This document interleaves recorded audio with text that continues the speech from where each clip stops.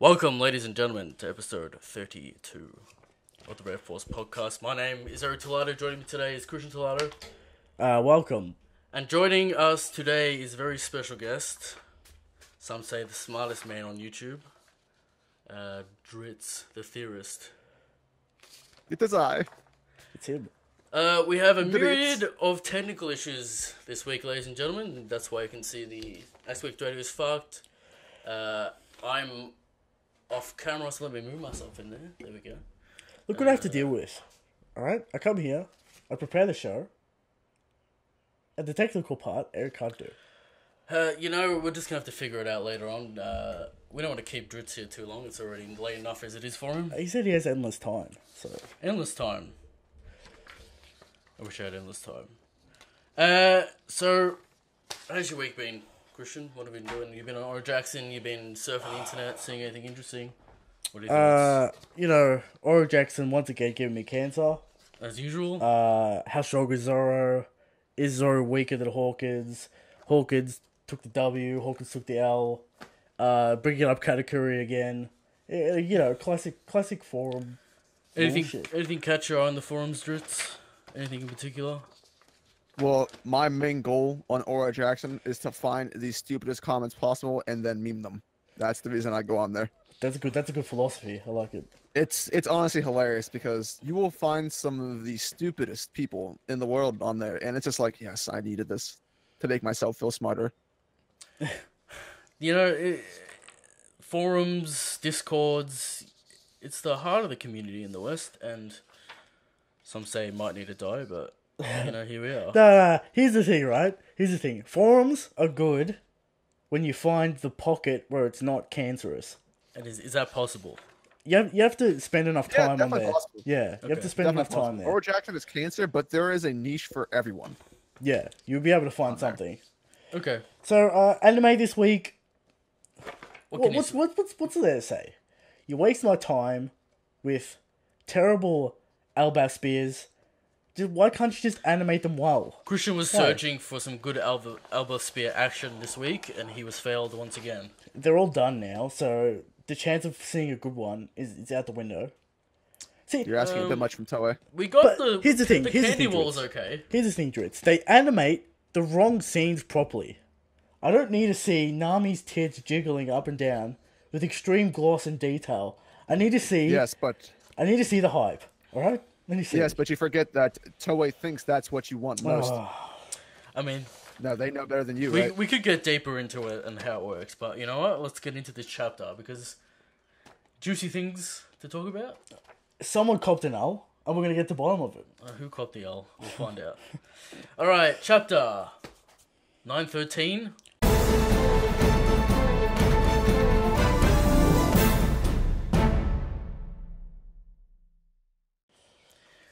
Forgot to put the title down, so there we go. See, here's the thing.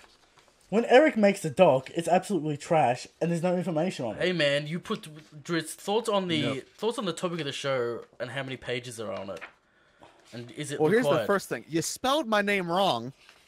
Well, you can't get everything right. Everyone spells it DRITZZ. Christian, my name's on Twitter. I have a YouTube. People are still making this mistake, dude. Christian titled the video. It's the title of the document. All right, it doesn't get publicly shown. So here's the thing. All right, I just don't have to comment on. First page of the chapter. Olympus, you're still here. What are you doing here? Olympus cover story will never end. Now, he's tried to be a pirate and failed miserably. So, DRIZZT, thoughts on this Olympus arc? What the fuck is happening with this cover story? So, I guess a lot of people actually enjoy this Olympus cover story. I would not say I'm in that category. I find it rather distasteful. Yeah? But nothing happens. Well, the thing is, people, I think, this is what I'm going to assume, they can correct me, I think they're holding on to the belief, the hope that it all means something. See, it reminds me. I just can't.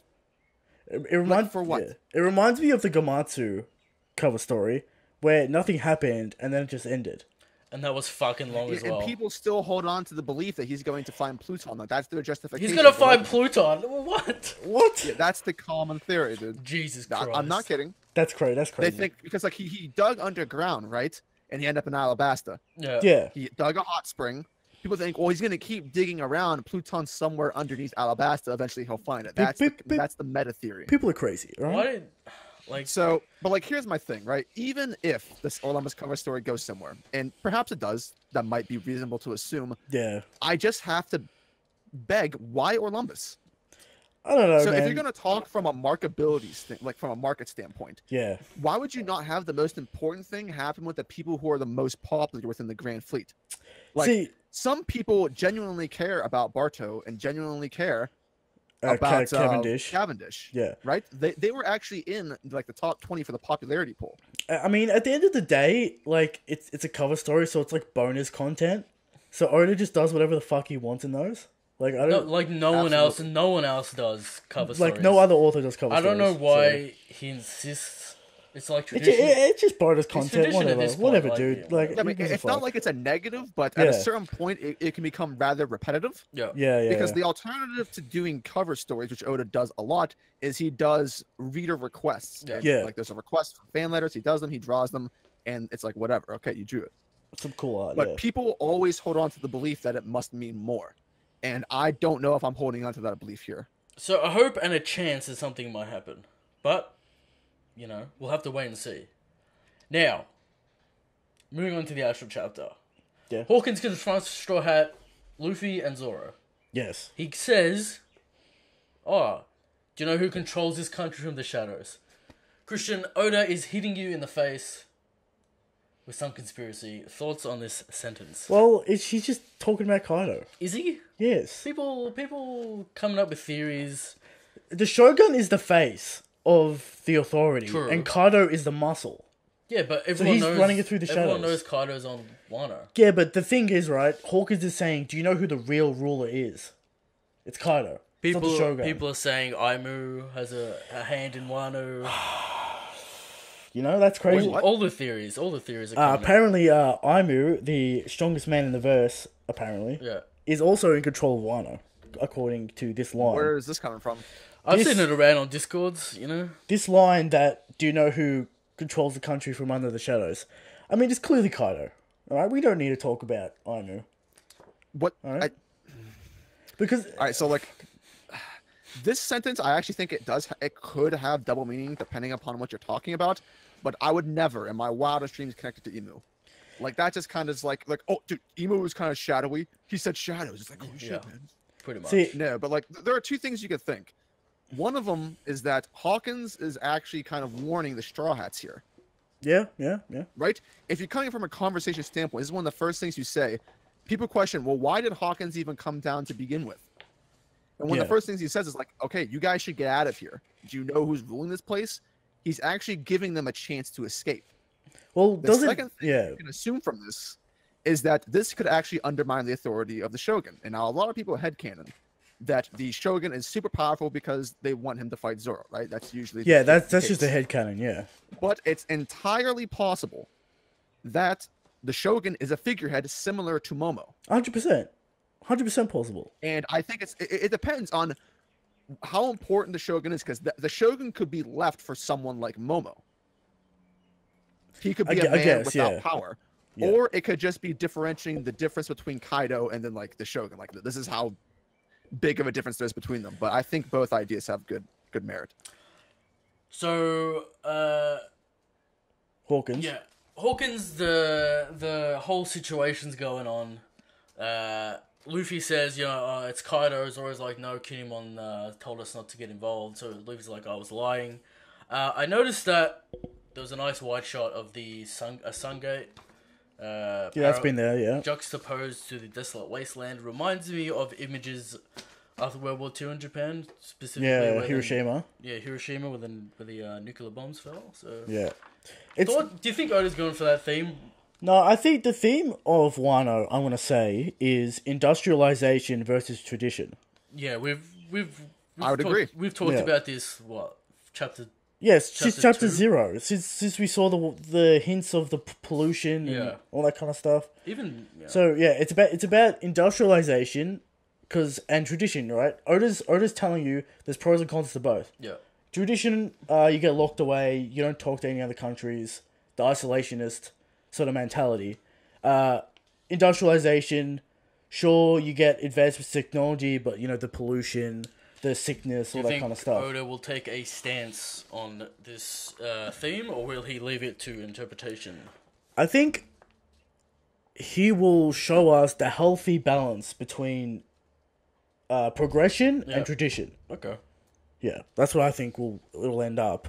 It reminds me of Skypiea, right? Where you got colonialism versus superstition with Nolan and Kaguya.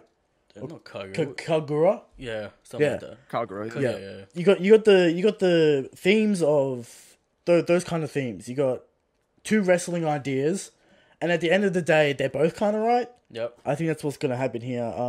Momo's gonna become emperor. He's gonna open the gates. Gonna open up industry. Make Wano a prosperous country with economy and that kind of shit. Because even before Kaido was there, it's a poor nation. Like, we see that in the Ace flashback. Like, even before, like, Otama's village is still poor. There's still a lot of poverty in Wano. Like, it's not all sunshine and rainbows. Okay. It's because of the isolation. This is why this is happening. Now, people debate if Kaido was there or not. That's up for debate. Yeah. But, yeah. That's my thoughts on that. So, cool. Tama's still sick. She's burning up. Now, the official translation states 1 month from now. Meaning that he means 4 weeks. It's like we assume One Piece has 4 weeks in a month or so. Yeah, 31 days, whatever. So, 91% chance. Thoughts? Does the arc last a month? 91. 19. That's pretty good chances, baby. Let's go. Does this arc last a month? I hope not. I really hope not. Because I think it might. Dude, Reverie stuff, we need to see it. I'm gonna be it. Well, the thing is, you could. You could, but... So, look, here's the thing, right? Okay. So, Hawkins is setting the precedent for Luffy to surpass the expectations of him surviving, right? Yeah. That's the entire theme behind this. Mm-hmm. So, if it does last a month, there are people who've been thinking for a long time that the events and the backlash of Reverie will become directly entwined with Wano. I can see and that. that's really the only chance for this to occur, because otherwise they're two completely separate things, and we might go back to Reverie sooner than we think. So that way, right, we can have the Navy turn up in Wano, we can have Big Mom turn up, and all that kind of stuff. And it can be the war that Oda said it was going to be, right? Yeah. But if that happens, do you think this is the last war? Because every single player is almost in this war.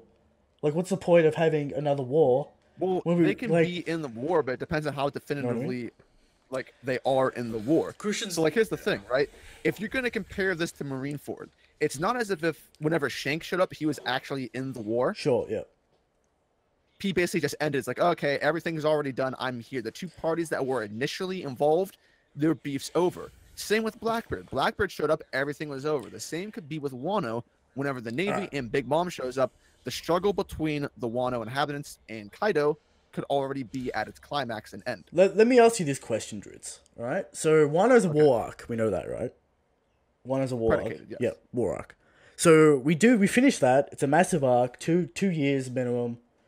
We finished the war arc. Maybe we go to Albath. Maybe we go to another island. And then straight back into another war arc. So you've had almost two war arcs back to back. Is that appealing? Do you think that's appealing to people? Massive war, a little break, and then another massive war. I think it's appealing to the masses.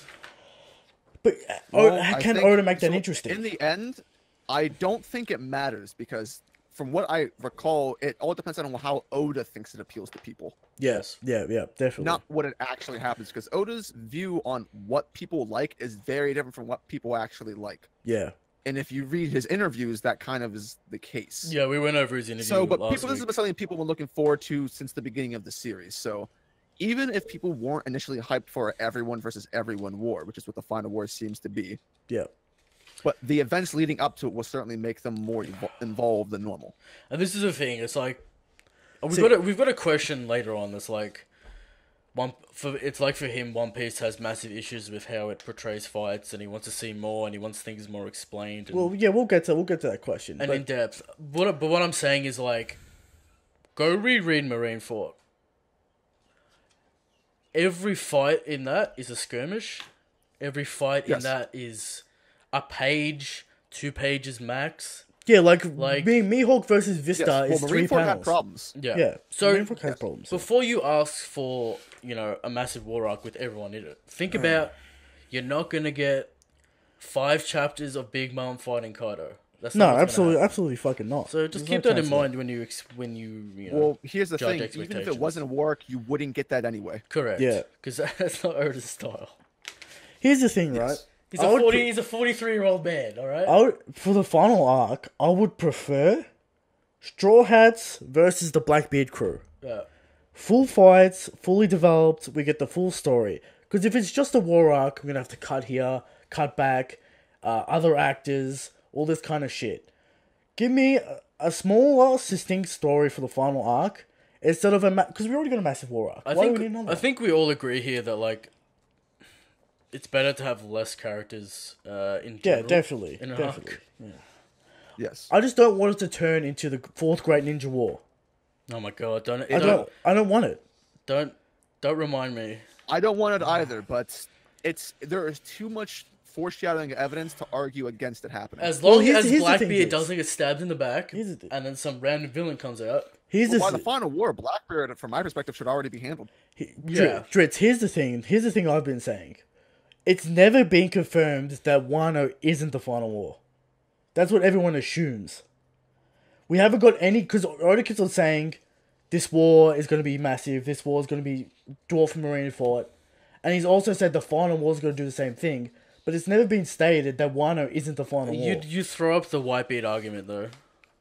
Like, that's my argument. Like, it's never been said. Okay. The 80% thing It's been is implied. It's been implied, but...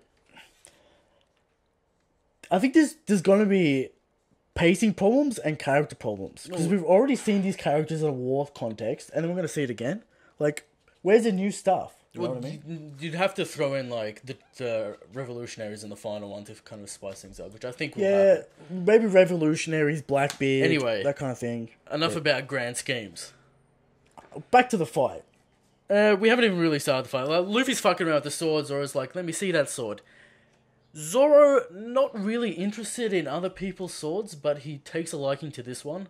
Yeah. Yeah, I was actually confused by this because before this chapter came out, I was like, it would go against Zoro's character from previous chapters to be jealous of other people's stuff. The only time Zoro has cared about possessions is whenever he is lacking one. So he broke 2 of his swords when he first fought Mihawk. He's like, okay, I gotta get new swords. Yeah. Logtown, boom, got the new swords. That's great. Here's the thing, He wasn't right? like taking Tashigi's and then second, like, oh, Shisui, okay, but my sword's broke again. Gotta go get another sword. I don't think it's it's odd. I don't think it's a jealousy. I think it's more of an appreciation for the swords. He wants to have a look at it. When he first saw It's not a Shishui, real jealousy, I would say. when he first saw Shishui, was his interest piqued by that sword, or did he not pay attention? Well, he was because he was already down. Yeah, a sword. he was down a sword, so because he I'm wanted gonna it, take that sword from you. Yeah. I really don't think this sword's gonna get into his hands until one of these other swords has disappeared. Because why does he need 4 swords at this point? Yeah, I don't know your thoughts on this, Dritz, but I think he's going to put Shushui to rest for the people of Wano, and he's going to take up the curse sword. Well, my question is this, right? From a writing perspective, it seems almost redundant. Okay, I guess it's an echo. Yeah. Like, I think the sword's gonna be used to connect. Wait. There's an echo in the stream. Is it? You sure? That's what they're saying. Well, that's not good. It shouldn't be. Everything's turned off. That's great. Are you, Echo. Did that just turn on? only from our Apparently, end. it's only from Our Christian end. and Eric. Yeah, our end. You know what? Oh, well, great. This is getting ridiculous at this point. What's echoing, though? Both mics? I guess. Apparently, we're good now. We're good? We good So now? I'll continue from my point then. Yeah, go So, on, dude. as I said, Go on, dude. From a writing perspective, it is almost redundant to have Luffy eventually give the sword to Zoro. Because, listen, it's not as if Oda couldn't write Zoro finding the sword. What was the importance of having Luffy find it? Why give it to Luffy, have Luffy use it, which he did in this chapter, only for it to go to Zoro? What purpose does that serve for the narrative? Just to get it to Zoro easier? I'm not sure. If I get an answer to that, then I'll be more inclined to say, yeah, that's sword Zoro's. Yeah, I was saying before the podcast, DRIZZT, I'm pretty sure it's going to be used to be like, oh, this sword belongs to the Tengu man. How do you know him? Or it belongs to whoever is going to use it, so we're going to have to introduce you to this character. Do you think it's going to be used in that way? Because I don't see it being used in any particular way. Well, like, if you're going to use it in that context, right, then why would you not give Zoro the sword the next time they meet Teguyama? That's true. I think it has to. No, I think it has to link up with the next town that we're gonna see, because we've got this sumo guy here. Yeah. Well, we're skipping all over the place, but we've got the sumo guy in the chapter. The Yamazuma or some shit, whatever his name is. Urashima. Here's the thing, right? Jinbei in human form. Here's the thing. There are heaps of Japanese names that everyone's just gonna mispronounce for like 2 years. So you better get used to it now. I think I know what the echo is, by the way. Don't put your headset too close to the mic. Is that it? I think so. Okay, well, we figured it out. Anyway, so this cursed sword's a bit weird. What's the point of it? We don't really know yet. I'm sure it'll come to something. Well, like, here's the thing, right? If this was supposed to be meant to be a replacement for, like, let's say Zoro breaks the sword, which I think that is probably going to be a plotline on Wano, you kind of take away the adventuring aspect of Zoro trying to find a replacement by immediately already having one. Here's the thing, though, DRIZZT. Do people have patience for that kind of adventure in the series right now? Well, it's already happened twice. How so? In Wano or other arcs? After Zoro broke his swords, he basically had to go on an adventure to find new ones. I'm saying, in the context of the community right now, do people have patience for Zoro to go hunting swords? Do they just want to see him fight? I think it does matter, because I think Oda's more conscious to his audience than we think. Because we've seen the pacing lately, and it's increased dramatically. So he's definitely listening to someone. Well, I don't know if that's the audience or if that's Oda. Because, like, here's the thing, right? It's hard to say. So, you remember back in Whole Cake Island? Yeah. Oda would constantly talk about how Wano is next. Yeah. Which kind of derailed the importance of Whole Cake Island in Oda's mindset. Definitely, like, don't worry, Oda's next, boys. Like, why are you talking about Wano? Talk about this arc. He's like, nah, Wano's next, dude. I think that's. So I think this might just be Oda. That's not marketing. That's bad marketing. It's the whole fucking Wano this year situation was complete bullshit and annoying. All right, we can all agree on that. Yeah. Bad marketing. They should never do that kind of shit. But do I think Oda is, because we know Oda likes the adventuring parts of One Piece. He's always talking about One Piece is an adventure. It's about the adventure. Yeah. But we see now that he's kind of going against that mantra, where Luffy gets 3 things done in one chapter. Things just happen to him. He's not really searching the environment like he used to. So there's definitely a change in Oda's style, and it's up to the debate if it's Oda or his editors or he's listening to the audience. Okay. I think it might be a combination of all 3. Yeah, Luffy's fucking around with the sword. He uses a gum pistol, holding his sword in his hand, shattering the guy's sword on the left-hand side and punching the guy in the face. Confirmed, Luffy can cut steel. Confirmed. Okay. Confirmed. So yeah, it's just Luffy's fucking around with this sword. It's time to explain Hawkins' ability, Christian. He's going to explain it to you. Well, the life minus, do you want to talk about how Zoro did the instant slash? Is that supposed to be important? What do you mean? You know how Zoro does like a quick slash and it hits Hawkins? Yeah. And Luffy's excited about it? Okay. Is that supposed to be impressive? Are we supposed to be impressed by that? Because why did Oda put that in there? You know what I mean? think Oda intended for us to be impressed, but I don't think anyone was. Yeah. Or is it like Luffy's hasn't really seen Zoro fight post time skip? Is that what it's trying to say? I don't know. I think that same reaction would have been with anyone. Yeah. She's trying to make Hawkins look impressive. But that counters that. Because Zoro seemingly No, it's one-shot him. impressive because Zoro one-shot him because Hawkins is strong. You get it? But I don't think that logic... I think the intention here was to be like, Luffy is really interested in swords and samurai. Okay. In this arc. Well, he is. He likes the armor. He wants to wear, samurai armor. He wants to carry a sword around. Yep. He's impressed by swordsman skills in this arc. Okay. I think that's what he's trying to set up there. It's kind of like the robot thing. Luffy's like excited by robots. Yep. But he's excited by swords in this arc for some reason. I think that's what that's about. I know, because it's just a slash. Like, why is that supposed to be exciting? Anyway, like, he cuts Hawkins. Yep. Life minus. Yep. So Hawkins can redirect damage to one of his subordinates. Now, we had this debate a couple weeks back talking about Hawkins' ability and does he have to set up the dolls? Can he just transfer it to anyone? And it seems like it has been confirmed that he has to set it up and that he has to transfer it to a subordinate or someone he already set it up on. What do you think about that, DRIZZT? I agree. You agree? It would be ridiculous if he could just do it to anyone Yeah, ever. it'd be fucking busted. Because I like, imagine... think about that from a power scaling perspective. Yeah, It's like, if I could just look at you and make you the doll, then I just kill you. What do you think about the theory that Hawkins will be an integral part to cripple Kaido? As in, there might be a quest to go grab a sample of Kaido's hair so they can make like a voodoo doll out of him so they can like weaken him. Do you think that will be a My plotline? response to that is kill me. You don't like it? Well, It would be inconceivably bad. Here's the thing.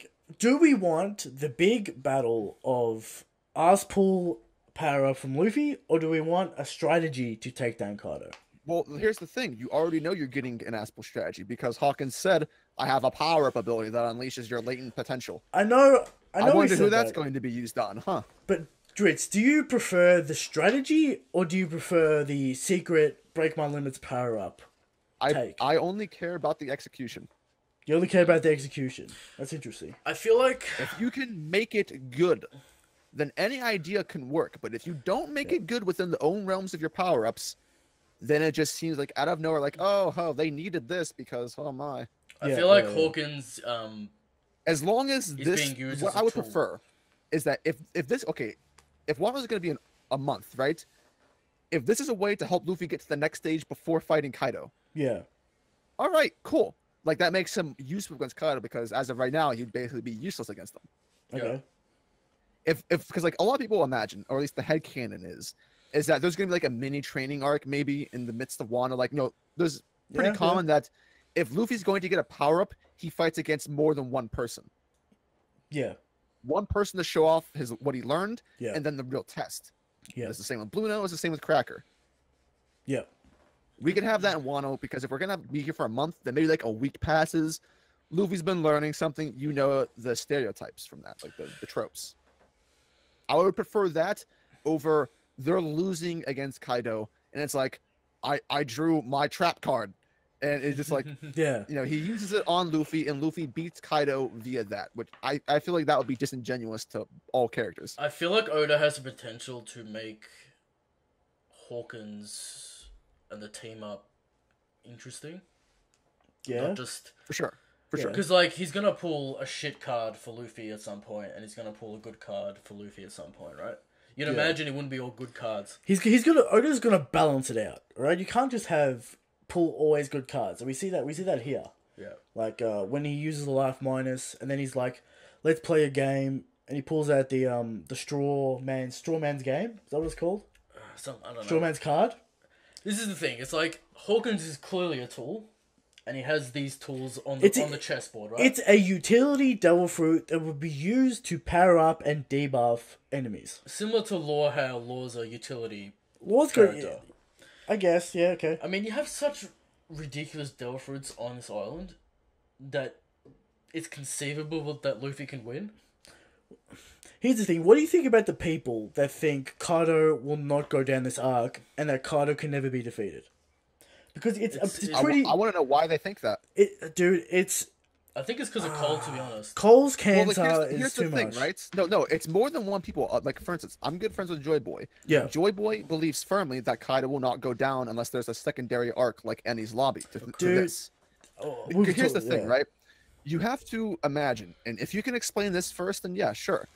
What was the purpose of coming to Wano for Luffy? All right. What did So, Luffy say he was going to do? take down Kaido. I'll beat Kaido for you, is what he told Momo. Our thoughts on this So arc. the only way Kaido is leaving is if he is defeated or he runs away, which is the same thing as being defeated. We've talked about it on the show before, but our thoughts on the arc structure is a Water 7 Enemies lobby, where the Water 7 portion is dealing with the Shogun, dealing with all those forces, and the second half is the big war with Kaido. Yeah. So we get all the themes, all the story plot out of the way, and then the last half of the arc is just war and fights. That's how we think it's going to be structured. What do you think about that? You need to rally the troops of Wano on our Wano, side. yeah. So getting rid of the Shogun to liberate Wano, as it were. And then Kaido turns up that and first war. step. Yeah. What do you think about that, DRIZZT? Do you think that's... I think that's perfectly reasonable. Yep. I think that's a good way to structure it so it doesn't get out of hand. So you don't have plot points firing off when they're not supposed to. So you don't have Zoro fighting the Shogun while Luffy's fighting Kaido. And like all the plot gets mixed up. It gets messy. Yeah, I think it's a good way to keep it clean, but... Yeah, we'll move on. Anyway, where were we? Hawkins, transformation. Yeah. The straw fruit. He... Do you want to talk about the limit of 10? Or is that important? He says he can, like, he gives the example of 10. He doesn't explicitly say the cap is 10. That's what I got from the official. Because I think you have to imagine that it's actually more than this. Because if he went through an entire time skip without even adding one, that'd be kind of weird. Do you think the subordinates require consent for you to put a straw man on them? No, it doesn't seem that to be the case. When people are surprised, like for instance, Sabodi, people were surprised they were dying. Yeah, you know. Yeah. So an interesting thing is that the people who were dying here were all Kaido's subordinates, not his own crewmates. And a lot more subordinates turned up this week than they were last week, I might add. Yeah, I guess they came out of nowhere. Yeah. I don't know. But they're there now. I was thinking before this chapter, I'm like, yeah, Hawkins like takes out like the Kaido goons and is left with his own, so he can like have a talk to Luffy maybe. It's not the time to talk right now. It's the time. We'll talk later. What is it? What is the time for? What is the point of this? It's to show the threat. To set up Hawkins for later on. Well, there are two things, and one of them I hope is true, and the other one I hope is not true. One I hope is not true is that Hawkins was simply brought here for exposition and exposition only to get the Straw Hats to get Tama to wherever they need to go.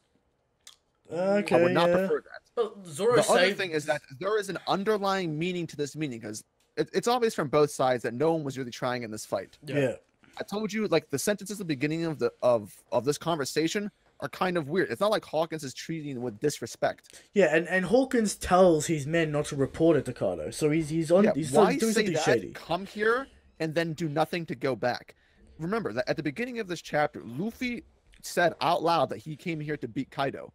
If you imagine Hawkins as someone who's supposed to be an ally in the future, if you headcanon that, that's an important line of dialogue for him to take back with him. Yeah, because that's why definitely come true. here all this way from where you were? Let them get away just to go back. Also, the line from last week, which is like the strong follow whatever. Yeah. And then So it's like, I think he's not talking specifically about Kaido. Like, I think he can be interpreted as like, we are the strong, and Kaido will like carry on fear maybe at the end. I just thought of a cancer theory. Right. Do you want to hear it? Give us your cancer theory, Christian. Absolutely. All right. So Hawkins is like there's people. Do you know who actually runs this country? Yeah. Who have we been hearing about a lot lately? The Rocks Pirates. Is the captain actually the one who runs Rano? And is Hawkins secretly working for him and is testing Luffy to see if he will bow down? This is ridiculous statement. Exactly. You're going to have to take that L. It's a cancer theory. And I mean, like, this is the thing about the Rocks Pirates. We'll go off tangent here for a second. No, don't. It's a cancer theory. It's not serious. Right. It's a cancer theory. We'll continue with the chapter. Maybe talk about the Rocks Pirates later, because it's an interesting point. that Oda brought in for no Did you reason. notice the straw hats at the end of his straw sword? Yes, he made the straw hat. We all know he made the Apparently, giant that straw was hat. there pre-time skip Yeah, as it well. was. I've never noticed it before. Yeah, it was. It was there.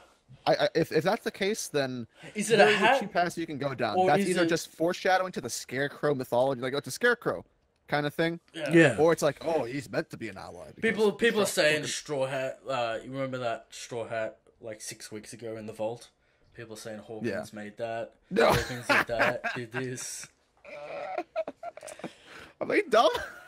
So anything's on the table. People forget about that straw hat, Christian. I don't forget about it. Keeps you up at night. And he just threw it in there, and he's just like, all right.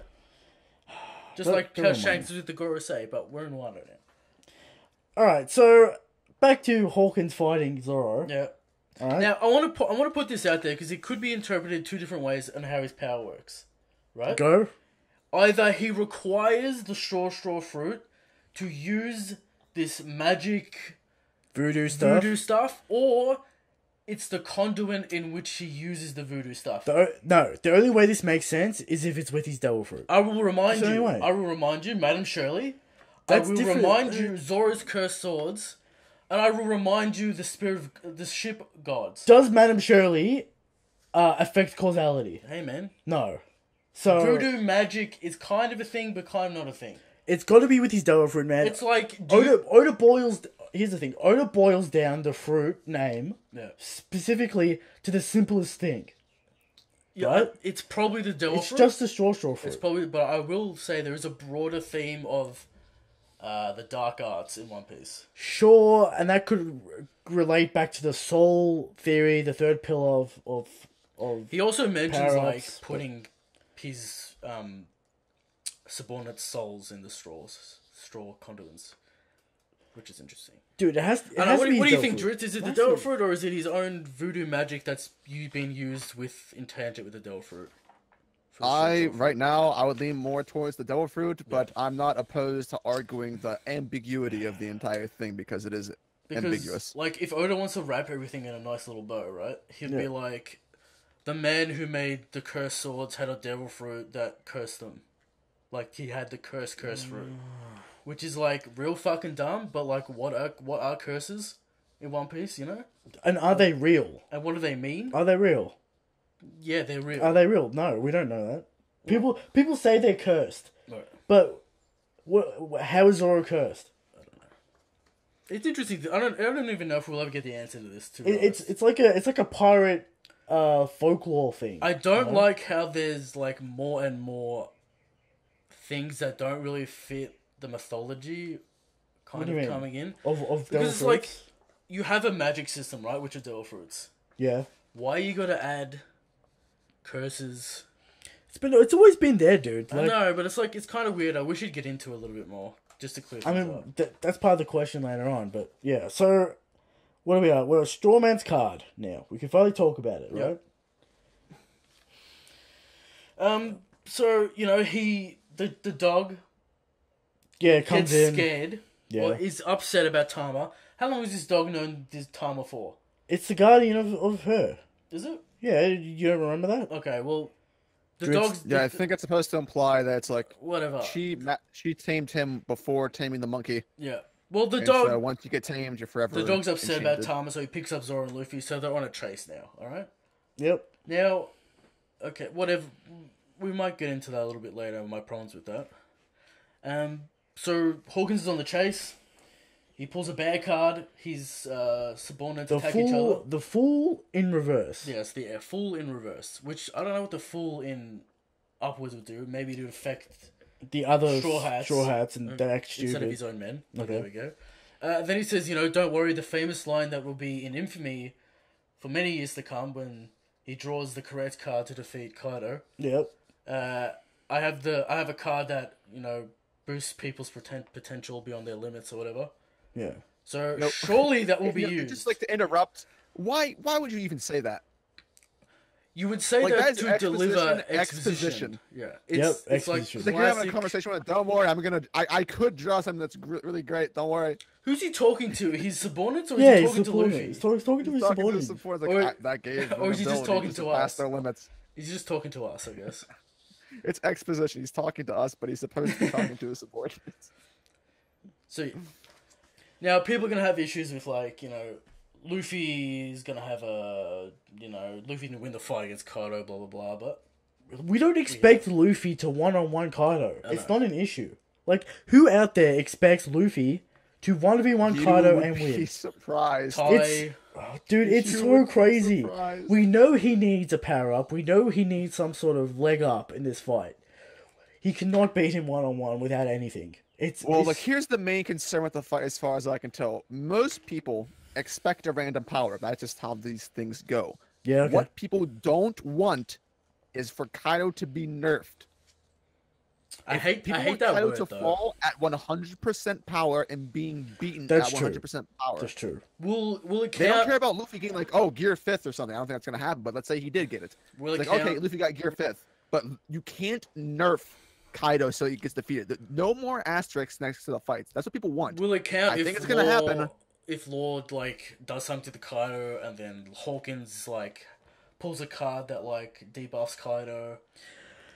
Or is that a part of the It's team too up? easy. It's too easy to write that. It is too It's easy, and I'm pretty sure that's what's going to happen. It's too easy. Because here's the thing. We know about the Gamma Knife.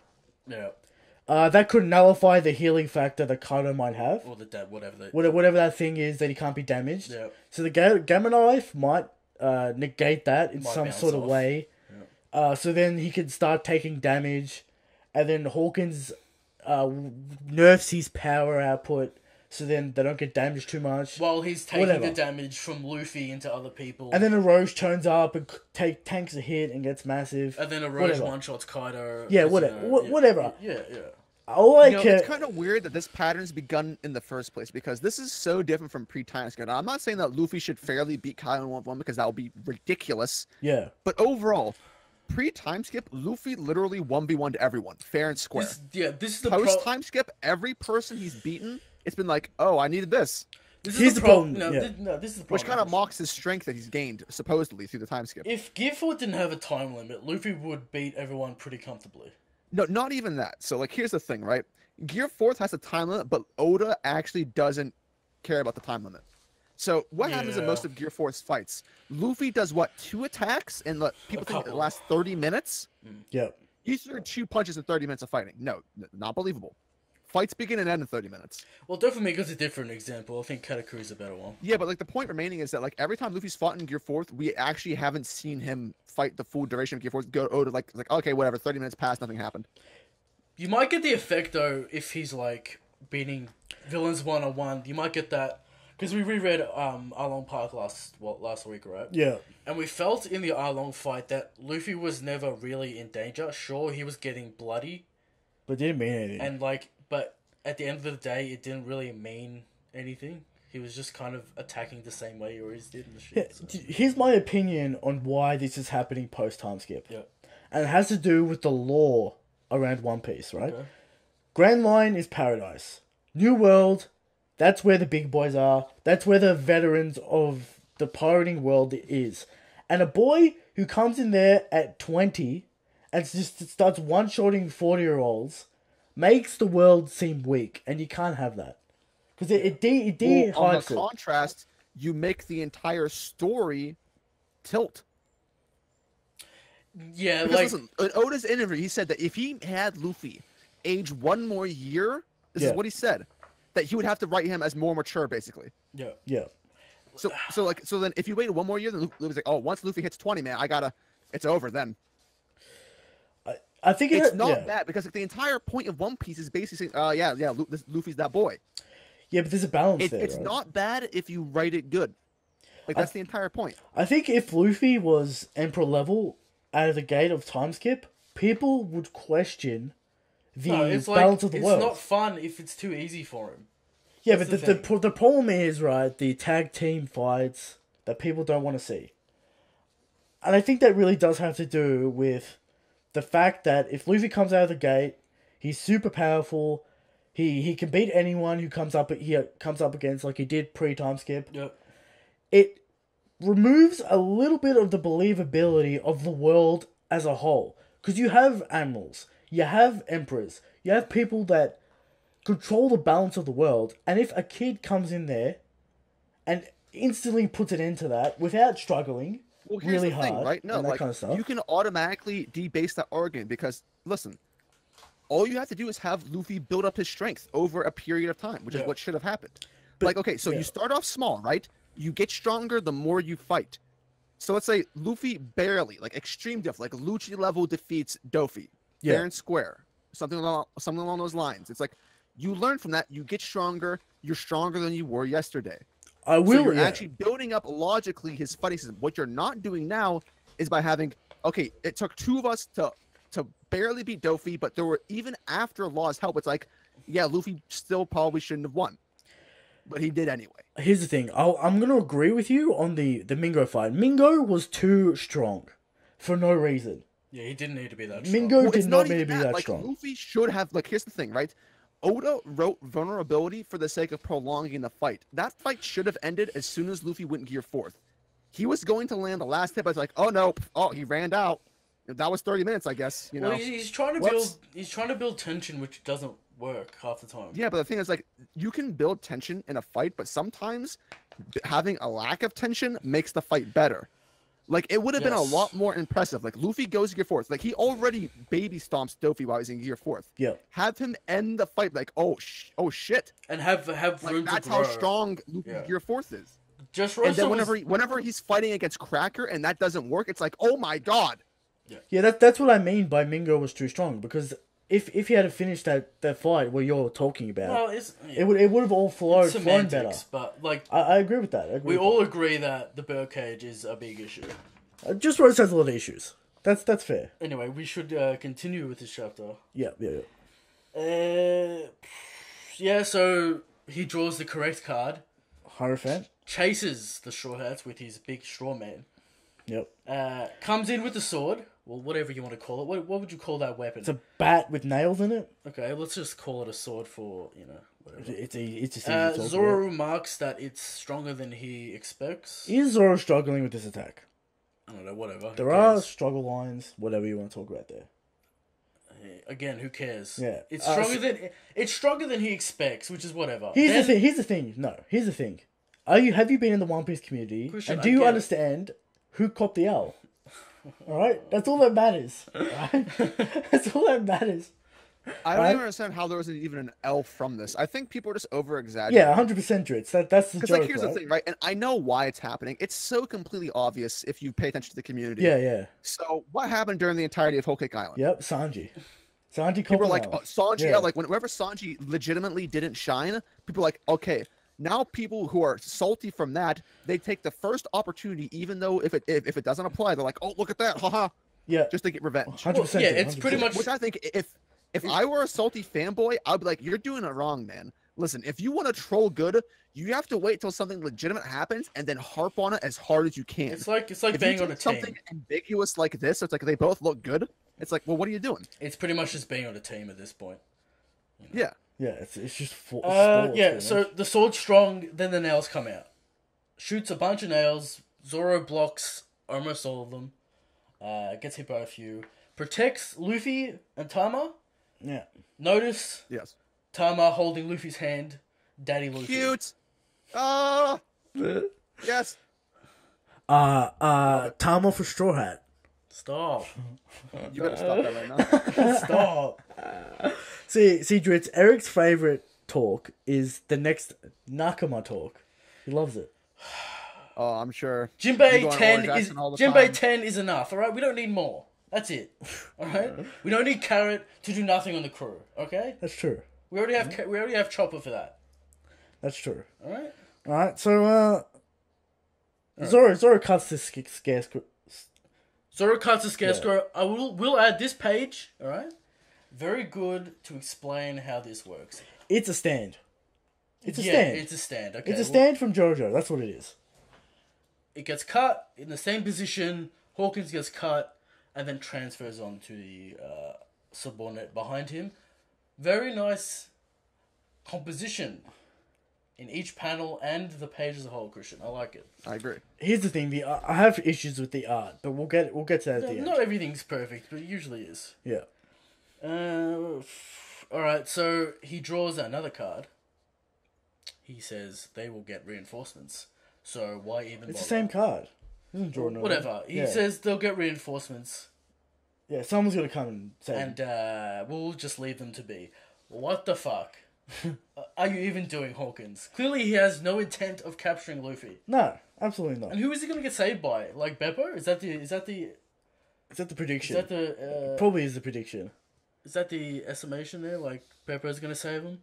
Someone's gonna save him. No, I don't think so. So who was gonna save them?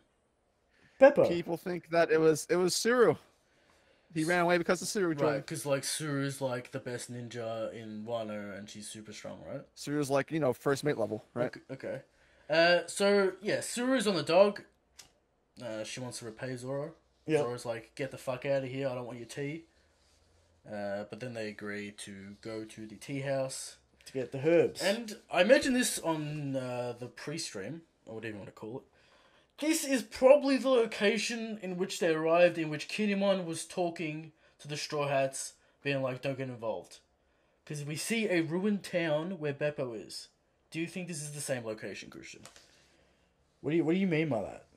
Do you remember the first chapter of Wano? Yeah. Where Kinemon was explaining to the Straw Hats not to get involved, and he was talking about Orochi? Yeah. Remember that dilapidated rundown house? Yeah. Do you think this village is the same Oh, village? it's okay. I get what you're saying. Yeah. So the village where the house where that flashback happened, Yeah. is where Beppo is. Yeah. It doesn't have to be. Like, why is? I don't think it is. Why It- can't it just be in the make Flower it- Town? It'd make it easier. But they're not there. The Flower Town's not supposed to be run down. Yeah, I know, but the Straw Hats are in the city. Yeah, but like What are you talking about? Suru has Kazuki symbolism all Connections. over her. Yeah, her name is Crane. Yeah, she's pretty Yeah, much a walking Kazuki. Kazuki symbol. Yeah.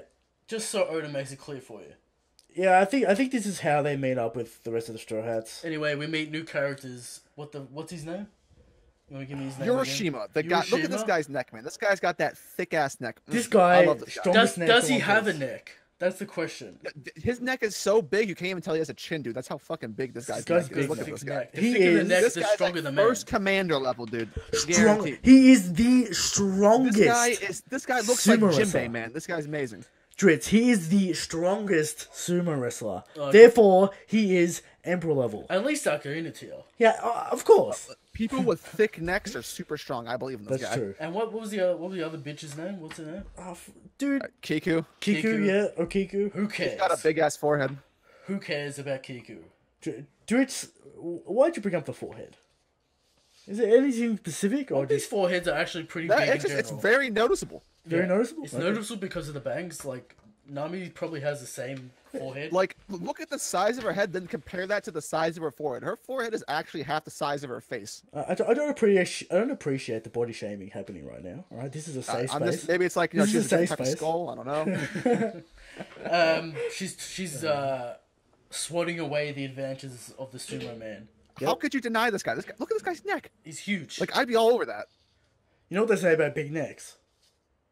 Mate. You know what they say about This big guy's necks? look at him. He's a nice guy trying to take care of her.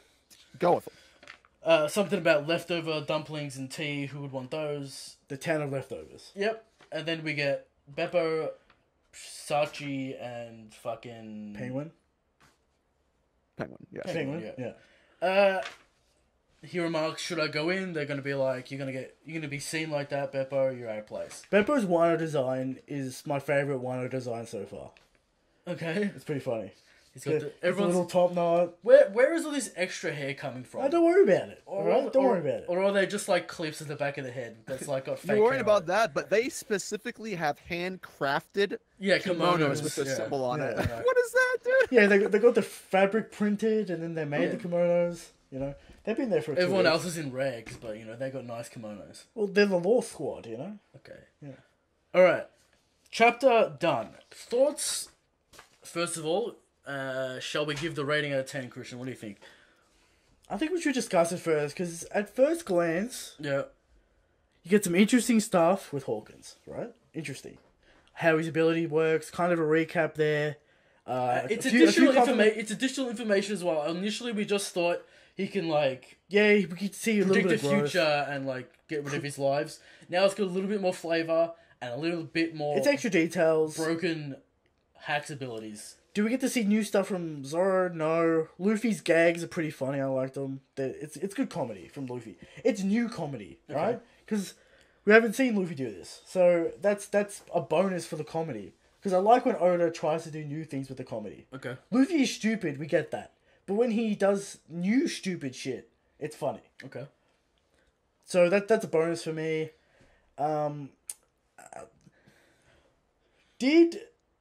Why does this arc has to go so... I'm feeling it now. Oh, you're feeling it now? I'm feeling what you were talking about 2 weeks ago. Where this arc might be going a little too fast. Just slow it down 2 pages. Do you feel what I was saying a couple of weeks ago? I feel like there's no specific focal point of a chapter. Yes. Because you got 3 different things happening. More than 3. You got a lot. It's an interesting structure. I don't know how I feel about it yet. It'll probably hold up in general. It'll hold up. Because you flesh everything out appropriately. Yeah. The pacing's weird to me in this chapter because chick just turns up out of nowhere. We get like 4 character introductions this chapter. Yeah. It's just so much to think about. And they don't get that much panel time, and do you really care about them at the end of the chapter? No. Not really. No, you don't. You know, because there's not enough time for us to get to know these characters. Yeah. I think Fat Fuck with the big neck had 2 panels. And the Kiki whatever had 1 panel. But they have double page. They have a whole page for their body. I know you get introduced to these characters, but you don't care about them. So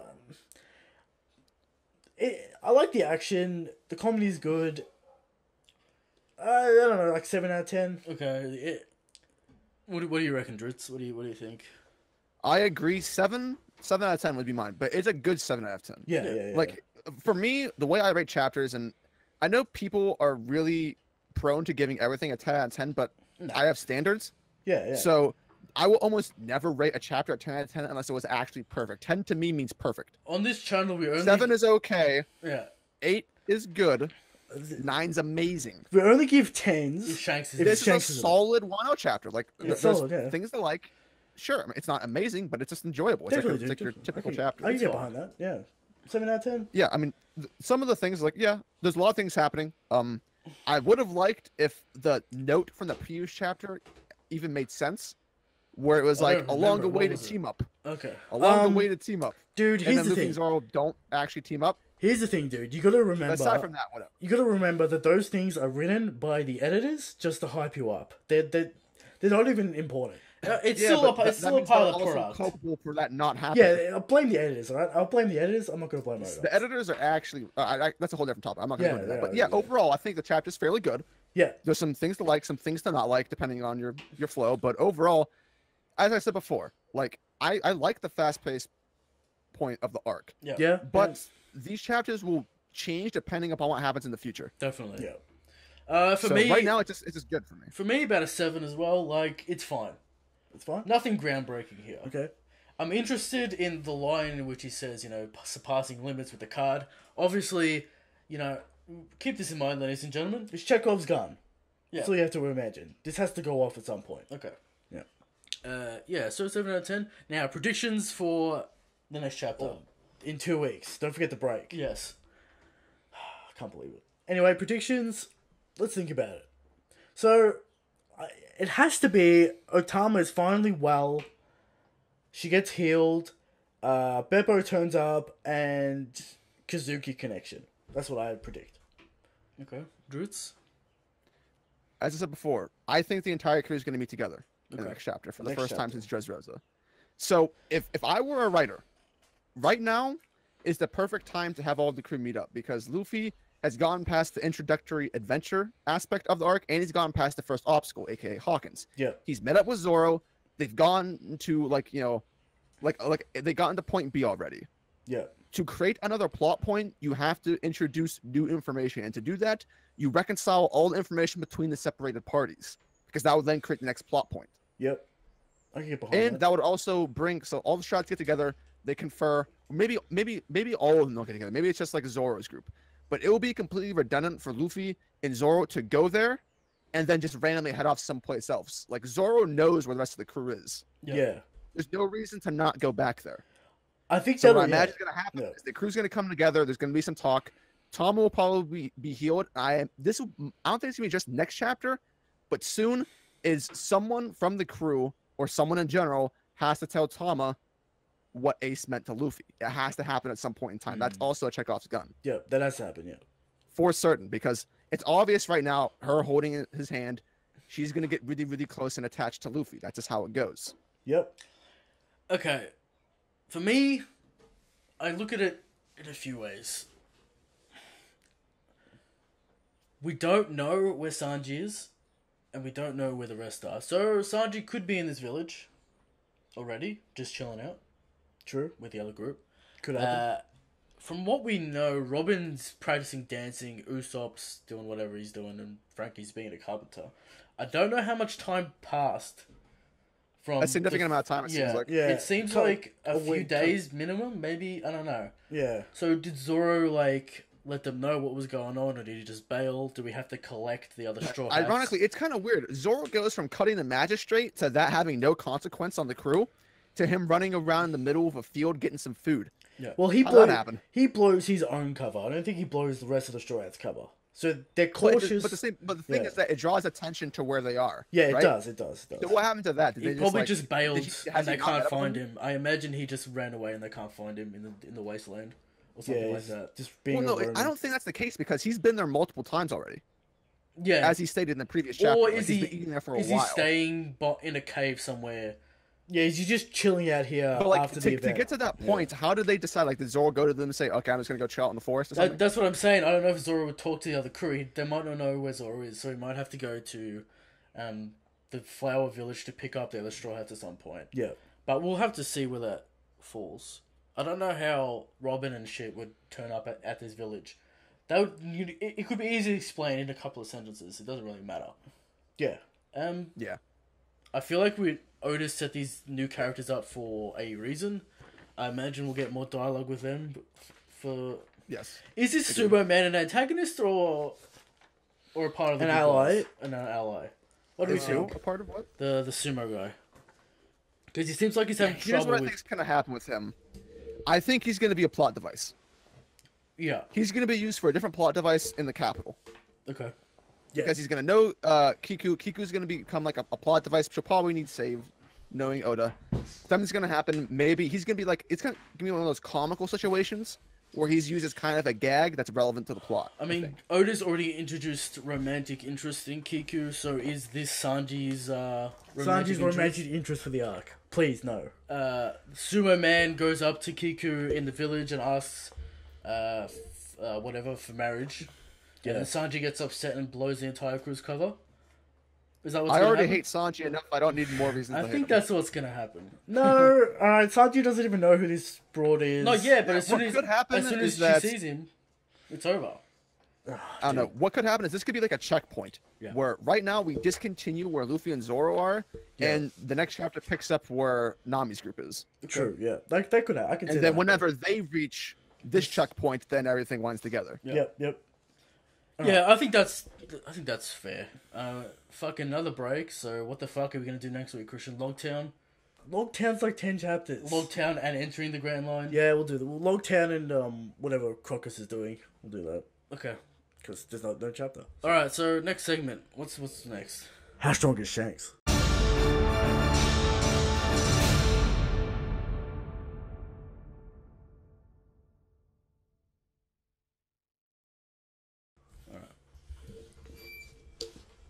You might need to get into shot for this, Christian. To work out the comedy angle. Get in shot. There we go. Alright. Every week, we come to you with the question of how strong is Shanks? And every week we answer, Shanks is the strongest. Shanks is the God King. Alright? But there are people out there who think Kaido's the strongest. Who think Dragon's the strongest. Who think Aimu is the strongest. Ridiculous. And they are wrong. And every week I bring 100% factual evidence to the table. And this week I bring the evidence that Shanks is so strong. He doesn't even need a devil fruit to manipulate causality like Hawkins does. Because he is causality itself. That's how strong Shanks is. Shanks is the strongest. Shanks is the God's king. Next segment. Talk about the show.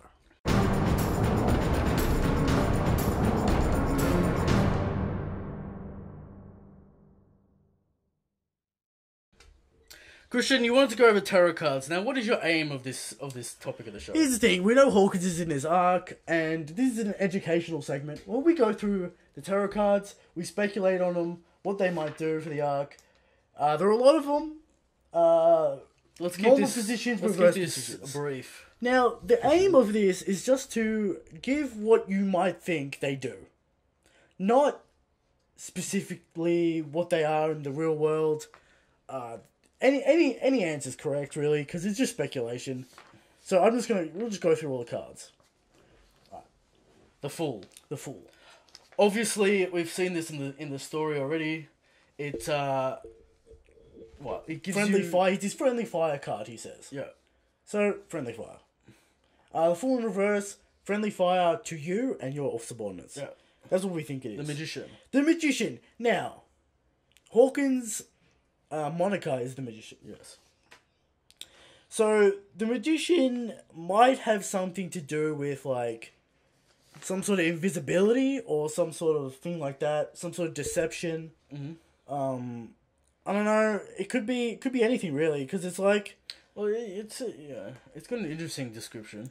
Yeah, the ability to make actions from ideas, the ability to guide life, the possibility of new conceptions and amazing work. So it could be the ability to conjure shit. I mean, these cards can literally do whatever Oda wants. Yeah, will he go with the tarot meaning or whatever the fuck he wants? Magician reversed, the bad part of that.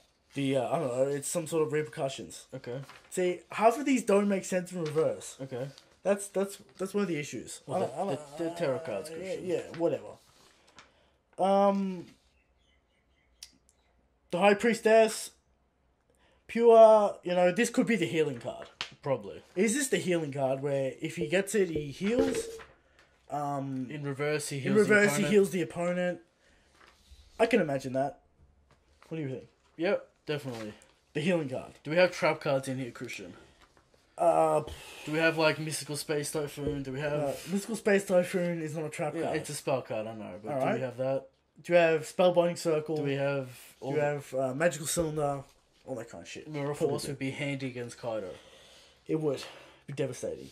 Alright? Okay, so... The Empress. Mm-hmm. Essence of femininity and motherhood. Creative... creation, all that kind of shit. Is this some sort of loyalty card or some sort of healing again? I don't know. What do you think it is? Probably healing again. Healing again. The Emperor? Is the Emperor the power card? Probably. The card of power. Of surpassing limits? Of surpassing limits? That might be the strength card. The card of DBZ? The card of the DBZ.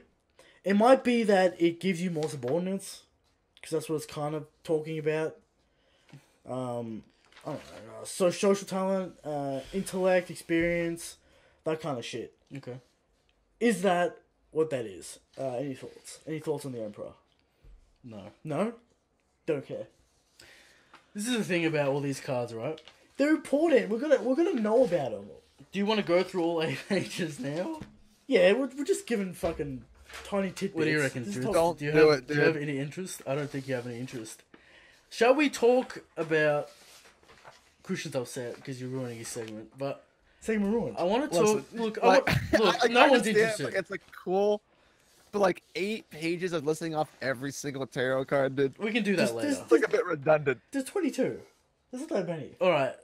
DRIZZT, you a know lot, what? dude. I want to talk about... What do you want to talk about? Because What do you want to talk about? his moniker is the theorist, alright? DRIZZT the theorist. So let's talk 20, 30 minutes, maybe, whatever we feel like. DRIZZT, to you, what makes a theory that is credible and follows logic? What do you think a good theory has to have, in your A opinion? good theory.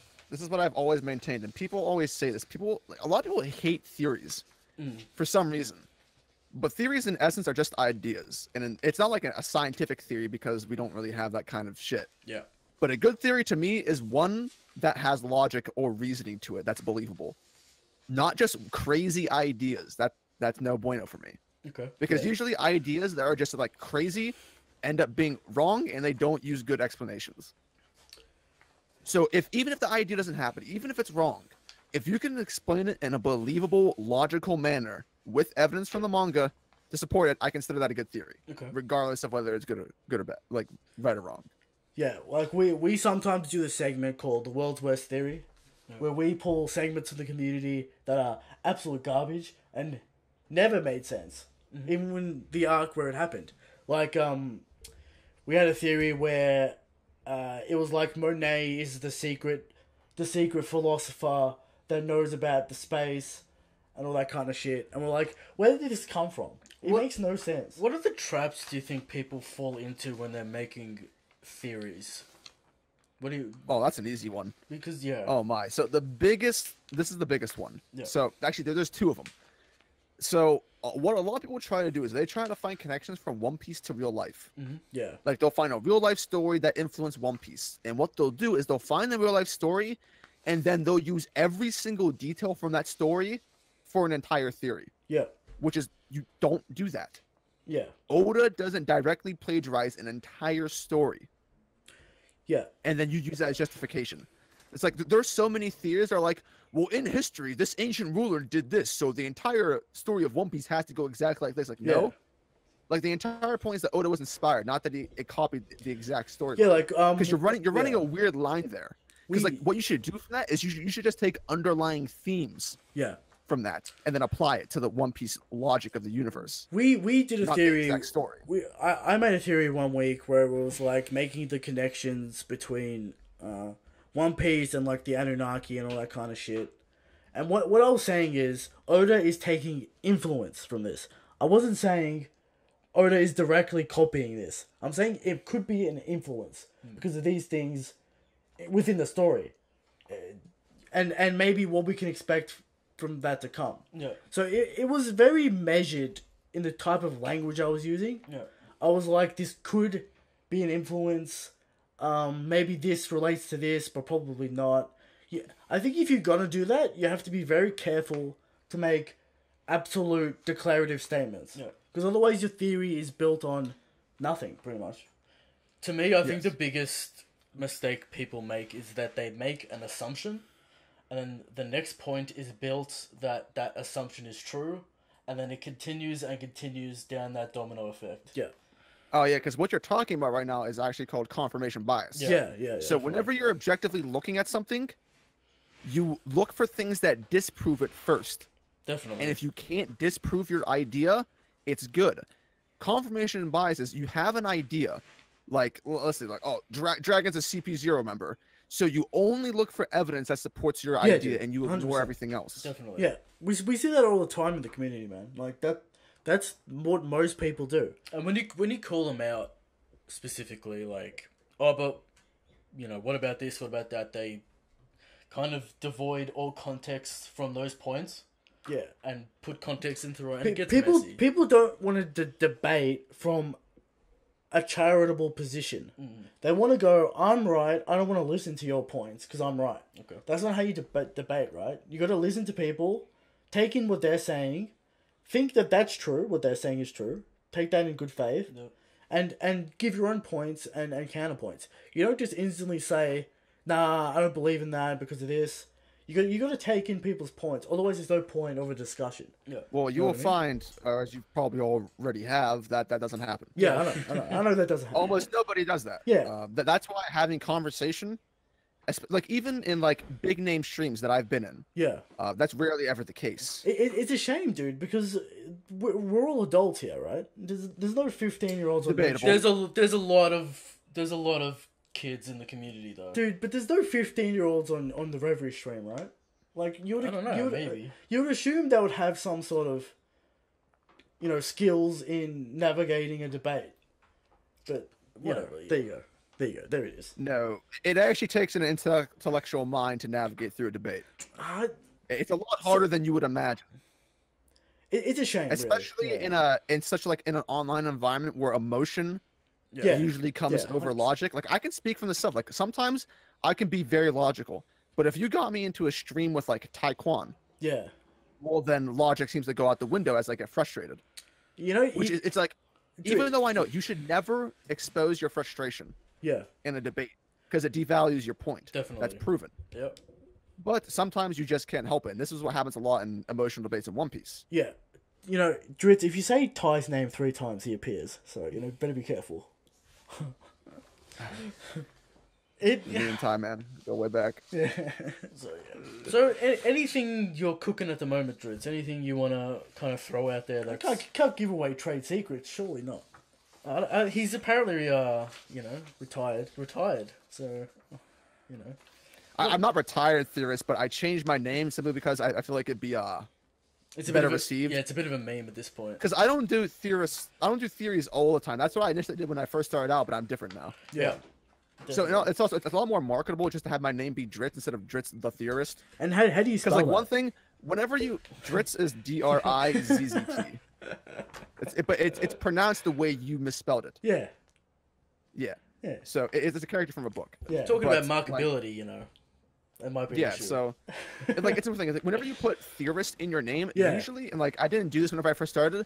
Usually, when you put theorist, it kind of has to be relevant to the thing you're doing it to. Yeah. So I put DRIZZT, a fictional character from a fantasy book, into One Piece. Yeah. Okay. Which is kind of weird, you know. It's like, okay, yeah, people are like, okay, Marco the theorist, like, oh, got it. This guy's doing One Piece stuff. Yeah. Or like Joy Boy theories. Oh, he's doing One Piece. Got it. DRIZZT is like, what the? Yeah. The fuck is What is DRIZZT? that? Yeah. Yeah, it's like, what the hell is DRIZZT?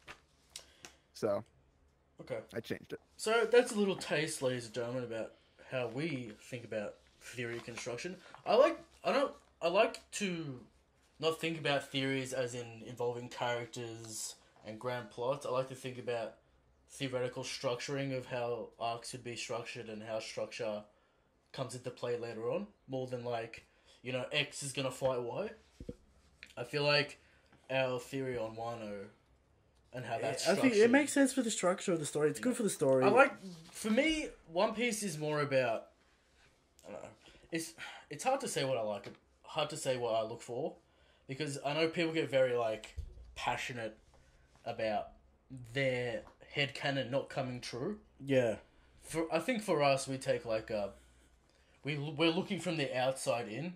It's more of, like, observation kind of fan thing going on than like a... I don't know, it's hard to explain. Investment, like a full soul investment. We're not upset when our headcanon is broken. Well, you shouldn't be, because it never existed. You know what I mean? That's true. You shouldn't get invested in your own headcanon. I don't know if I would agree with that. Okay. Well, it comes down to expectations. Headcanons, like you're kind of generalizing headcanons, because headcanons usually come from an idea that's been put forth in One Piece. Yeah. Yeah. It's not all randomly misconstrued. That's true. So, but valuing your thoughts, your ideas, is actually a good thing. Yes. Yeah, but here's the By thing, remaining detached all the time, you kind of decrease your own enjoyment in what you're doing, because you're just kind of just like, you know, that's true. But there's a line there, right? You don't want to be dogmatic in your views. Well, it depends. You can Yeah. get upset for your headcanons, but you can it depends on what reasons. That's like true. if it's just because I was wrong, then no. But like for instance, like there were a lot of things that I didn't like with Hokugan, but I got a lot of things wrong with Hokugan. That's not the reason why I dislike it. Yeah, sure. Sure, and that's Right, yeah. There's different like nuances to the statement. See, headcanon normally sort of just results to who's stronger. You know what I mean? yeah, and That's in the general term. People who do like are fully invested in headcanon just think about who's stronger, why this person is stronger. It's not really about themes and shit, and like, you know, plot points and that kind of stuff. It's mainly like people being like, oh, Kaido will be defeated by Luffy in one-on-one. It's that kind of stuff. DRIZZT, would you prefer that Oda beat you over the head with his themes that he wants to portray, or do you want him to be a little bit more subtle the way he's kind of been doing it right now? Because Well, the thing is, I wouldn't mind either. It just depends on how he did it. yeah, Yeah. it all depends on execution. Like I said, for me, like Oda has a lot of good ideas, but the things that make good ideas great is how you execute them within the narrative. Definitely. Yeah. You can make virtually anything amazing. That's why some of the corniest stuff ends up being some of the coolest stuff. Is if you make it original, you execute it well within your own logical universe, it doesn't matter. I feel like That's why I care about the most. I feel like I have. I'm more entertained by searching for the themes instead of being told what they are. It's here's the thing. His subtlety is important when you're tackling very dangerous themes, Okay. like themes that are kind of taboo. You don't want to come out and say them directly. That's when you use subtlety. Mm-hmm. When because you don't want to offend people. Might put them off reading it. So you attack them. You don't attack them. You tackle those issues in a roundabout way to get the message across without showing disturbing things or whatever. That's the time for subtlety. The time to beating you over the head with themes is when, it's a simple thing like Luffy's a good guy or whoever is a good guy. You don't need to be subtle about that. Okay. Because it should be obvious. You know what I mean? Yeah. Shall we move on to the power I think scale? that depends on the story. Yeah, definitely, Because, definitely. Just as an example, if you've ever read Berserk, Yeah. the subtlety of how kind Guts is was actually the main theme of the story. It's like you don't know what he's been through, but he's actually a really kind person. Kind of thing. Yeah, I forgot to throw in the audience factor. You gotta take into account the audience when It's also complex. Yeah. When things are being created, it all comes down to execution. Yeah. And audience retention and things like that, which are very specific. Here's the thing: you don't want to do shock value shit just for shock value. That's what it comes down to. You know what I mean? Yeah, it has to mean something. In Like the context you of the can't story. just have shock value and it actually means nothing. And But what was the point of We're that? kind of like saying general statements that like Yeah, can be well done with good execution. Yeah, sure. So shall we move on to the power scale, Christian? Yes, power scale.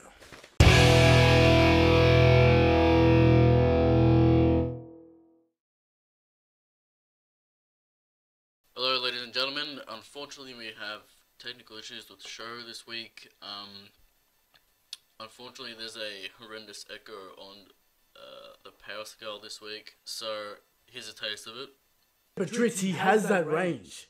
On that range, he can beat him. Oh, he shot. It didn't Yeah. even do anything to Oven. Yeah, but DRIZZT, at that range, if Capone were to fight Oven, who would win? Christian, He's a I think sniper. He's a sniper. Christian, I think you're getting a bit overboard with Capone. So I've decided to cut it out of the show. So apologies, but sometimes tech doesn't work.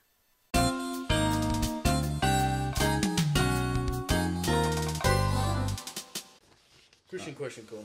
Question corner. From my man Andre.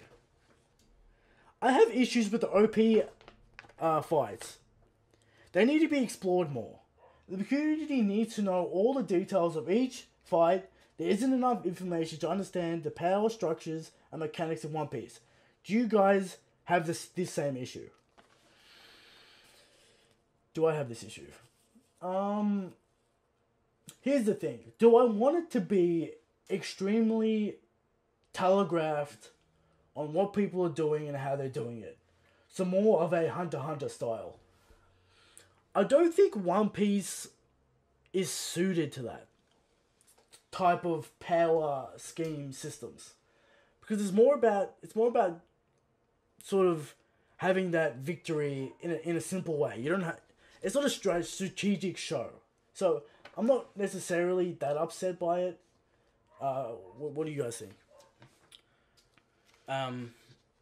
This is the thing about One Piece fights. And I get what Andre's saying. He's usually on this kind of road. It's like, I want to be clear on what Haki is. I want to know if Luffy unlocked Observation Haki for sure in the Katakuri fight. That's what people want to see. Do I personally have an issue with it? Kinda, sorta. I have faith that it will be explored later on down the road, because we've seen flashbacks in where things are slowly getting revealed. Yeah.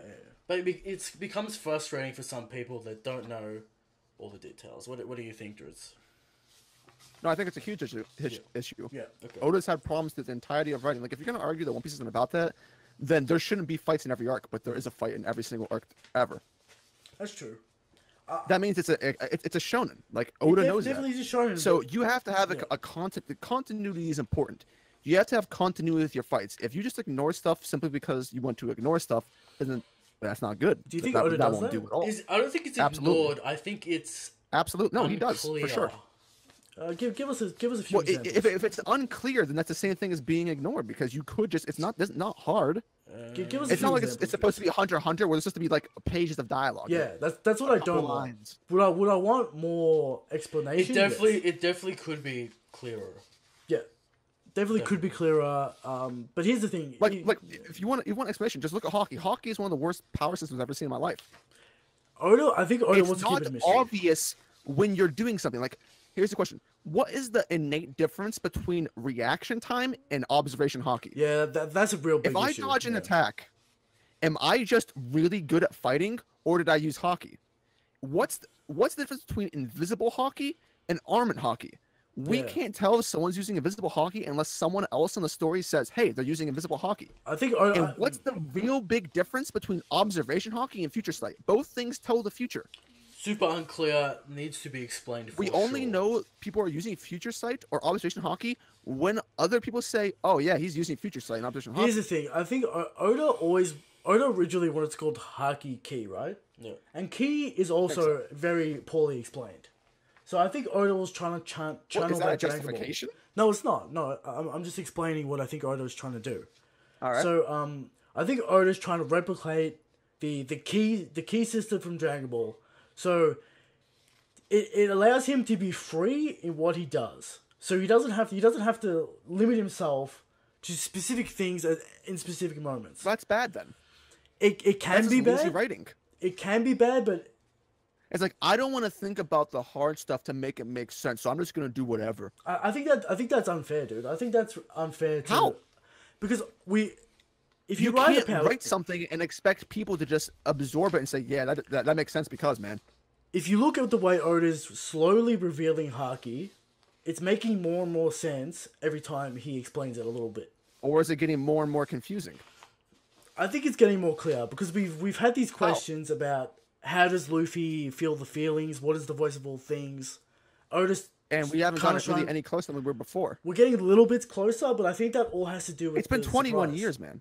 Well, Haki's been like 10 years, so Yes, but even pre-time skip there was hockey, and now you can't even tell there's like no similarity between pre-time skip hockey and post-time skip hockey. I just don't think Oda is sitting there and he doesn't know what Haki is. I think he knows what Haki is. Yeah, but he like doesn't he want the knows what it audience is, to but know. like that's not the point. The point is that we don't. Yeah, and I think Oda thinks that's a plus. In big stage fights, like you have a first mate going up against Luffy, but you don't explain the basics of the system that they're using to fight. The problem. I think 21 years into the series, and you're still waiting for a reveal that should have been there to begin with. or at least when like hockey was introduced or whatever. Like even King's hockey, it's like it's useless. King's hockey's a Until Oda hype gives it a mechanism, indeed. But definitely King's hockey's a hype mechanism. I think Yeah, I think we answered the question. Yeah, like, I think it's definitely an issue. I don't think Oda's going to address it, but it's an issue. definitely yeah, It's an issue. it's an issue. It just depends on your perspective of how big of an issue it is. I suppose But so. It's big Good of an point. issue. Yeah, It's definitely an issue. we all agree it's an issue, and it could be better. So that's that question. All right, from Andre yet again, Yeah, because 2 Eric's an questions. idiot. Good show this week, all's well, but you did not fucking answer my question. All right, fuck, I'll ask it again. All right, I can even be a segment suggestion. All right, if you want. It has to do with Oda's art. What do you think about it? What other things do you look forward to the most? What are your favorite characters, designs, and why? What are you looking to see in the future, in the art category? So that's character designs. What do I structures, like about Oda's art? the art. I like how expressive he can make characters. It's a cartoon. It's a straight up cartoon, dude. It's very Yeah, 1940s Japan, yeah, very Astro Boy, very Disney inspired. yeah. Even more so in the early chapters. It's got more rigid It's got more angular as Angular, time sharp. passes. Definitely got more sharp. Yeah. But that's what I like about it. It's different in that the expressions can be done in such a way that fits the style. Here's the thing about the One Piece art, right? It always feels like you're watching something relaxing in a kind of way. The art style doesn't throw you off, doesn't sort of repulse you with its kind of realisticness or its darkness. Yeah. It's always a very light art style. Sometimes Oda includes gore, but the art style always remains consistent, and it's always a nice feeling reading the chapter because the way the art looks. That's why I like Oda's art style, because it doesn't intimidate all the time. There's a few It's cool. It's both cool and goofy at the same time. That's why I like it. and there's pros and cons to that style, definitely. Yeah. What do you think, DRIZZT, about Oda's art style in particular? Let me read the question again. I think it's fine. It's not amazing. He's not the best drawer. He never has been. Nah. There's always been areas he's struggled in very heavily. He struggles But in it's good for what it consistency. does. Yeah, he struggles in consistency in character Yeah. proportions. Character consistency. Yeah. It's mainly that. I feel he has the Yeah, potential. Oda's fine. You can't he can't hold a candle to like Miura or something, Nah. or even Horikoshi. Mhm. But I mean, it's fine. It's not like it's a detriment to the series that I No, it's like- constantly notice. I think it's yeah. fine. It's unique, that's for sure. It's a unique art style. We appreciate unique. So, yeah. What would I like to see in the future from Oda and his art style? I don't know. We've gotten to the point, because we're 21 years into this series, that I think we've seen almost every thing we can see. People the art style. are going to throw out, like, different body shapes for females, but, you know. At this point, like, What do you want to see? Like, pear-shaped females? it'd be nice. But no, just It'd be realism. nice. Realism? Like no, the complaint with that is that, like, it's I get it. inconceivable for everyone to look exactly the same. It's That's true. That's like some Aryan race type stuff.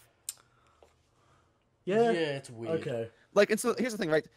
Even if they're unimportant characters, like I can understand if like the most important characters are all extremely busty, beautiful women, things like that. Like, okay, whatever. But even non-important characters have the exact same character design. A lot of them do. Why? Yeah. It's weird. I don't know. Like, It's I weird. know that Oda's doing this because like this is what he thinks the perfect woman is. But you don't spam that. You know what I mean? I think this is what I think it is. Usually, But it just brings about all of his faults. Like Yeah. it brings attention to what he's not good at, and that's will- drawing I women. He will never s- has been good. Yeah, I will say this, like, as experience from myself and other young artists that I've interacted with, men usually tend to grow up drawing male characters, Yep. and they learn to draw male characters and then turn over to female characters very late. I'm talking 18, 19. It took me a very long time to learn how to draw a female figure properly. Yeah. And even so, like, life drawing helps a lot. Learning all the differences. It's still Oda's a professional artist. He's a professional, and but I should. think he's gotten into the pattern of doing what he's familiar with. Yeah. You can't really say that, like, the male proportions are, like, that different. You've got the comical huge Well, no, necks. all of the males are drawn the same. Yeah. See, the thing in One Piece is that body type doesn't matter. It's not impressive if people have muscles. It doesn't make a difference. Yeah. Yeah. Definitely. Because like here's the thing, right? Every single male in One Piece is super huge, jacked, has a six pack. So it's like for the people that do have it, it's like okay, whatever. It's not impressive. Like you didn't have to work for that. Mm-hmm. It doesn't actually tell you how strong you are. Luffy's like physically stronger than almost everyone else in the series, but he's got. I mean, he's lean, but he's not big, Definitely. Yeah. right? So like I think it there feels were- like yeah. even fodder are ripped. I think that the variety in character comes with the different races. So you got like fishmen, you got minks. I think that's where the variety comes from. You can't say that the fishmen and the minks look the same. It's mainly just humans, which is like weird. I don't know why. I think it's come down to what he's comfortable with at this point. You're always evolving as an artist, though. That's true, but, like, we all the new characters, Maybe. we see some Japanese style characters in this. Yeah, we are seeing some different characters So we're this seeing- arc, we're so seeing we're something. starting to see something. Yeah. Interesting. Okay, cool. Okay, next question. From Light Ruler 03. Question corner. Since there was no chapter this week, all the weekly chapter reviewers on YouTube reviewed Shigeki no Sanji, and most if not all of them, loved it. My problem is that most of them hated Sanji cooking the cake during Whole Cake Island. Is it because they don't understand Sanji's character, or is it that they are Zoro fanboys and automatically hate everything Sanji does? I'll explain this. It's about context, ladies and gentlemen. Sengeki no Sanji, have you seen this? Have you seen the one-shot DRIZZT with Sanji? No, I have some human decency, so I didn't read it. Okay. The The good thing about it is it's a nice. Are you familiar with Soma? Have you seen at least something about? Yeah, I've read Soma before. Okay, you know how like he does like good cooking, cooking. Yeah. Yeah. The good thing about that chapter was it has no real consequence to the story. People had problems with Sanji baking the cake because X, Y, and Z. We've gone over it ad nauseum. We don't need to go into it again. But what I think the problem, and also like, Oda didn't really go that in depth into. Dude, cooking. if Oda went in depth into cooking, there would be a riot. I know. And we've discussed this before, but there's no way. So it's basically context is what separates the two. Context, situations. and I'm going to be honest, a little bit, because we all know during the Whole Cake Island, the Sanji hatred was rampant. Alright? Every week Sanji was copying L's. So, that might have seeped over to the reviewers. I don't know. I'm not the reviewers. I can't tell you why they didn't like it. You know what I mean? But I think it's context that's the problem. Yeah. Is that it, Christian? Last question from our man. Return the Slab. He Yes. returns today and asks the question: who is the captain of the Red Force podcast? Who is the captain? The obvious answer is me. And you are the right-hand man. That's ridiculous. I'm the host, you're the colour. And then we occasionally get guests on to challenge you. Alright. DRIZZT, do you feel like you challenged him today? What's up? Do you feel like you challenged Christian today in any regard? I mean, I objected to some things, but it's not like I was like, "Oh man, you suck, dude." No. That's what we want to see. We want to see Christian sweat a little bit. It's not an interesting show if everyone agrees. But I'm definitely the captain. Okay. As we come to the end of the show, we want to thank DRIZZT for coming. Thank you, DRIZZT.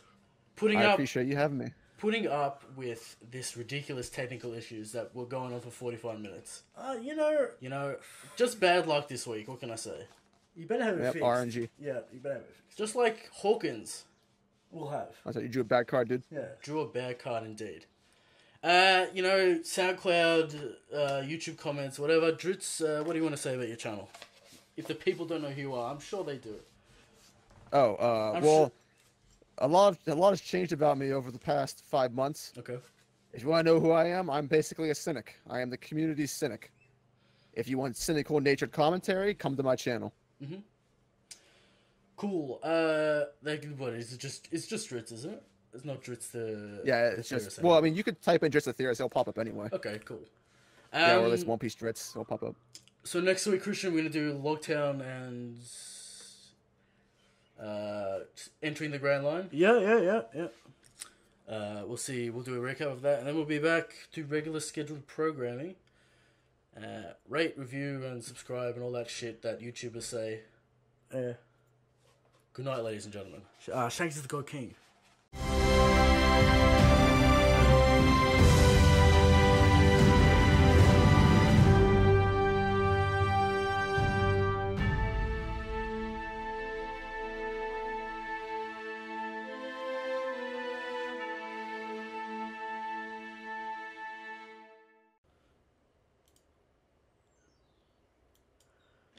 We know we're gonna stream it.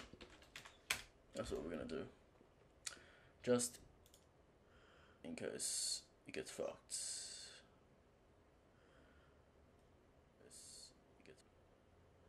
Alright. Give me a yell, DRIZZT. Give me something. Oh yeah.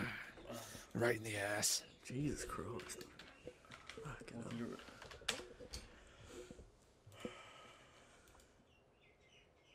That was aggressive. No. No? Was it aggressive? No. No. No, not aggressive enough. Wasn't aggressive. Not. It's not aggressive. Didn't, Alright, that'll didn't do. know Ty was here. That's the best we can do for now. So, What's the plan? it's streaming, so Is we'll it- have the backup. Is it on private? No, it's not on private.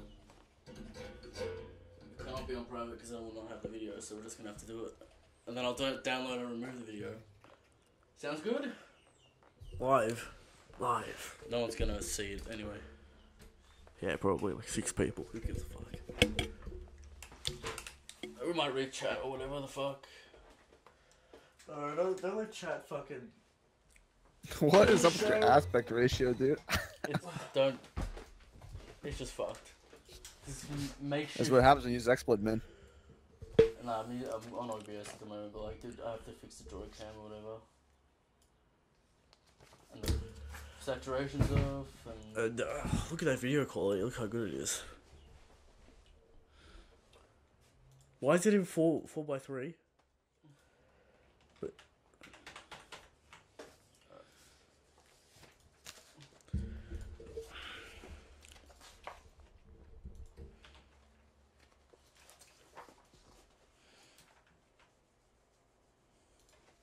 I'll have technical issues. How about you? Oh fuck. video's in 4:3.